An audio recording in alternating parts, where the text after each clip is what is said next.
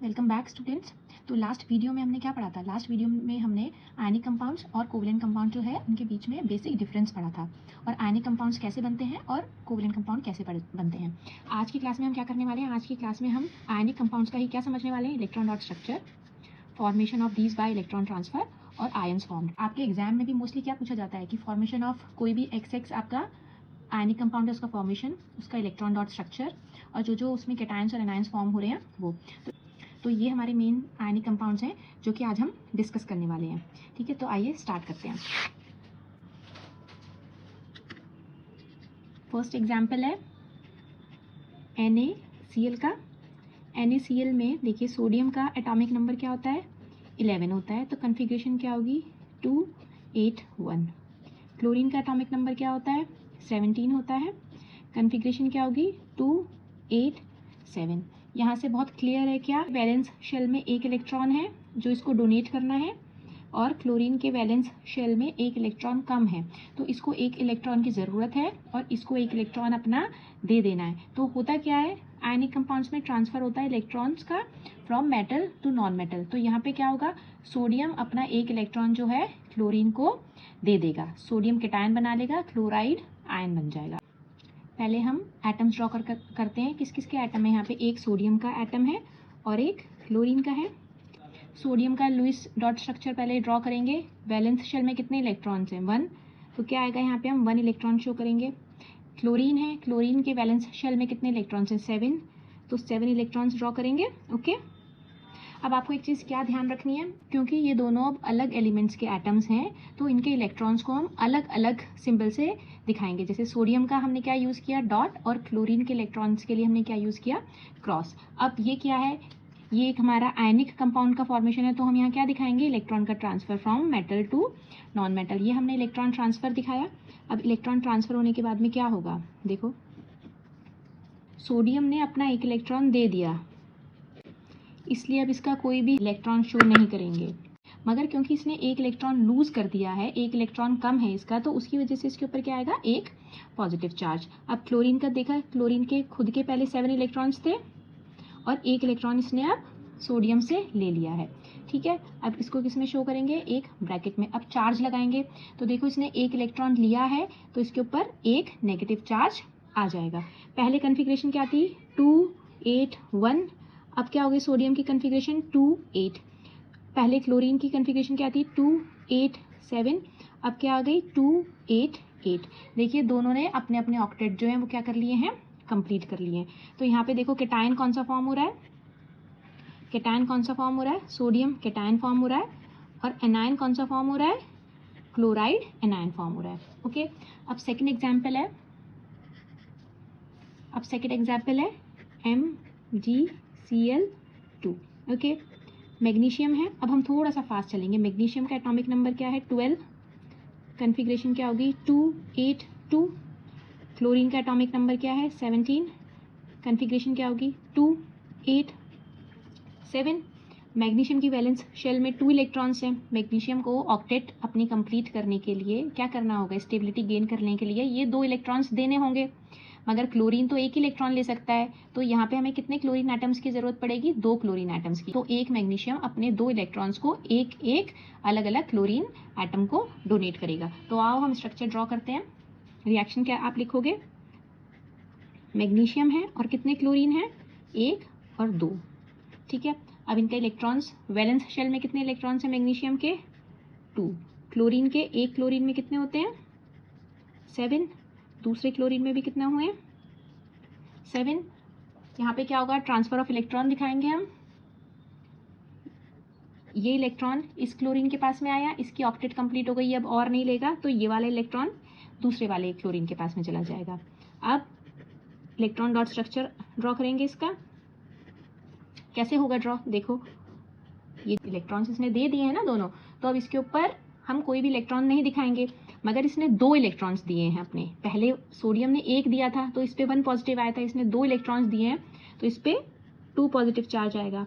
Okay, अब chlorine में अब जब भी ऐसे करके एक से ज़्यादा हो तो खाली आप पहले एक के लिए देखिए। आपने एक क्लोरीन देखी, क्लोरीन के पास में अपने खुद के 7 इलेक्ट्रॉन्स थे, एक इसने मैग्नीशियम से ले लिया। ठीक है, और इसको अब हम किस में शो करेंगे? स्क्वायर ब्रैकेट में। अब चार्ज एक क्लोरीन ने एक इलेक्ट्रॉन लिया है ना, तो यहाँ पे क्या आएगा 1 नेगेटिव चार्ज। और ऐसे कितने क्लोरीन एटम्स हैं हमारे पास में 2, तो यहाँ क्या आ जाएगा 2। अभी देखो कैटायन क्या फॉर्म हो रहा है यहाँ पे Mg2+, और एनायन क्या फॉर्म हो रहा है यहाँ पे Cl नेगेटिव। ऐसे 2 क्लोराइड आयन है मगर यहाँ पे। ओके, अब नेक्स्ट एग्जाम्पल किसका आता है MgO। मैग्नीशियम की इलेक्ट्रॉनिक कन्फिग्रेशन 2 8 2। ऑक्सीजन के पास में कितने इलेक्ट्रॉन होते हैं 8, तो इसकी कन्फिग्रेशन कितनी आई 2 6 आई। मैग्नीशियम अपने ये 2 इलेक्ट्रॉन्स को ऑक्सीजन को दे देगा, अपनी भी ऑक्टेट को क्या कर लेगा कंप्लीट, और ऑक्सीजन की भी ऑक्टेट क्या हो जाएगी कंप्लीट। खुद भी 2 इलेक्ट्रॉन्स डोनेट करके क्या हो जाएगा स्टेबल हो जाएगा, और ऑक्सीजन भी 2 इलेक्ट्रॉन्स लेके क्या हो जाएगा स्टेबल हो जाएगा। अब ड्रॉ कैसे करेंगे, मैग्नीशियम प्लस ऑक्सीजन। मैग्नीशियम के पास में कितने इलेक्ट्रॉन्स हैं वैलेंस शेल में 2, ऑक्सीजन के पास में 6। आयनिक कंपाउंड है ये, तो इलेक्ट्रॉन ट्रांसफर शो करेंगे, इलेक्ट्रॉन ट्रांसफर शो किया। अब इलेक्ट्रॉन डॉट स्ट्रक्चर आएगा इसका। मैग्नीशियम ने अपने दोनों इलेक्ट्रॉन्स दे दिए हैं तो कोई इलेक्ट्रॉन शो नहीं करेंगे।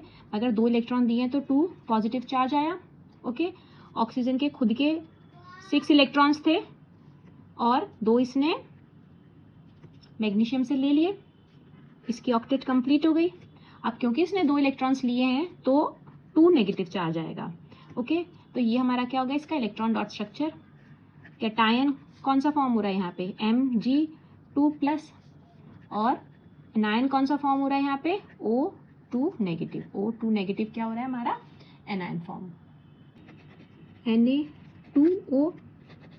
सोडियम की कन्फिग्रेशन क्या होती है 2 8 1। ऑक्सीजन की क्या होती है 2 6। सोडियम को अपना ये इलेक्ट्रॉन देना है, लेने के लिए कौन है ऑक्सीजन, मगर अगर खाली एक इलेक्ट्रॉन मिलेगा तो ऑक्टेट तो कंप्लीट नहीं होगी ना ऑक्सीजन की, तो ऑक्सीजन को 2 सोडियम एटम से इलेक्ट्रॉन्स लेने पड़ेंगे। तो आओ पहले इलेक्ट्रॉन ट्रांसफर शो करते हैं। कितने सोडियम एटम्स हैं Na 2 सोडियम एटम्स ड्रॉ करेंगे। बैलेंस शेल में कितने इलेक्ट्रॉन्स हैं 1 1। ठीक है, ऑक्सीजन कितना है 1। ऑक्सीजन की वैलेंस शेल में कितने इलेक्ट्रॉन्स हैं 6। अब ये कौन सा कंपाउंड है आयनिक कंपाउंड है, तो इलेक्ट्रॉन ट्रांसफर शो करेंगे। इलेक्ट्रॉन ट्रांसफर शो करने के बाद में अब हम इलेक्ट्रॉन डॉट स्ट्रक्चर शो करते हैं। अब आप यहाँ पे देखो क्या है, खाली मैंने अभी जैसे पहले बताया आप एक के लिए बनाइए। पहले एक सोडियम है, ये सोडियम बन गया, कोई इलेक्ट्रॉन शो नहीं करना, मगर क्या है सोडियम का अब एक इलेक्ट्रॉन कम हो गया है ना, तो यहाँ पे क्या आएगा एक पॉजिटिव चार्ज। मगर ऐसे कितने एटम्स हैं हमारे पास में 2, तो यहाँ क्या लगाएंगे 2। ऑक्सीजन के खुद के 6 इलेक्ट्रॉन्स हैं, 2 इलेक्ट्रॉन इसने किससे ले लिए 2 सोडियम एटम से इसने 2 इलेक्ट्रॉन्स ले लिए। Okay fine. अब देखो एक ऑक्सीजन ने 2 इलेक्ट्रॉन्स ले लिए, तो इस पर क्या चार्ज आएगा 2 नेगेटिव। पहले कन्फिग्रेशन क्या थी देखो, सोडियम की 2 8 1 थी, ऑक्सीजन की 2 6 थी। अब सोडियम की क्या हो गई 2 8, ऑक्सीजन की कितनी हो गई 2 8, दोनों की ऑक्टेट क्या हो गई कंप्लीट हो गई। कैटायन क्या फॉर्म हुआ यहाँ पे Na+, कितने बने हैं मगर नंबर ऑफ कैटायंस 2 हैं, और एनायन क्या फॉर्म हुआ यहाँ पे O2 नेगेटिव। ठीक है, अब लास्ट एग्जाम्पल क्या है Al2O3। एल्यूमिनियम का एटॉमिक नंबर होता है 13, कन्फिग्रेशन क्या हुई 2 8 3। ऑक्सीजन का एटॉमिक नंबर क्या होता है 8, कन्फिग्रेशन क्या हुई 2 6।